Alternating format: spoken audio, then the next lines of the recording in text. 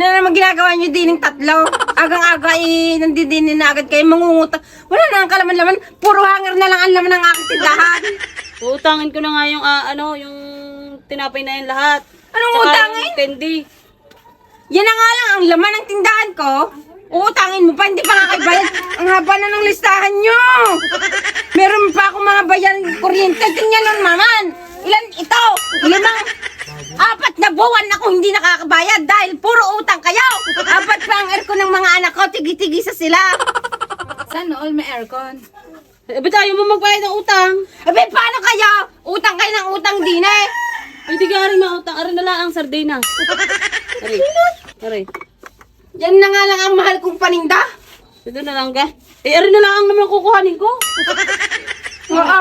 Ang titigas ng mukha ninyo. Meron ko anong may aswang dun sa amin. Kumuha ka na din noon ng juice. May ang ilaw. Yung juice. Yung juice at wala tayong inumin. May, May nabiling yelo. wala akong tindang rep. Tandang nga. Arigay, hindi na nangalay. 5 taon ko na rin nakikita din yung nakabitay. Lalo na re. Kita Ilang mo taon kung na kayo? iyan hindi nangangalay. Ari, Huwag malaon mong na. galawin iyan at kamukha ko iyan. Ngiting-ngiti, ari lagi. Hindi na nangalay ang uso. Mari ako yung uutang ng diaper ng aking anak. Tingnan mo naman, sakang na sa pagbubuhat ko. Ikaw naman sakang na. Bakit naman ganyan magbuhat ka niyan? Kala mo naman Ba't kita mong sobrang sexy ko, may hagod ang aking hindi ko na yan.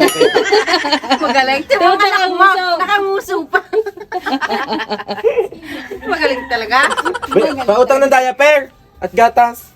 Ikaw isa pa rin ano? Habang-haba na ng listahan nyo, hindi pa kayo nagbabayad. Pag may mga pira, doon nabili sa iba. Pag utang idini sa akin.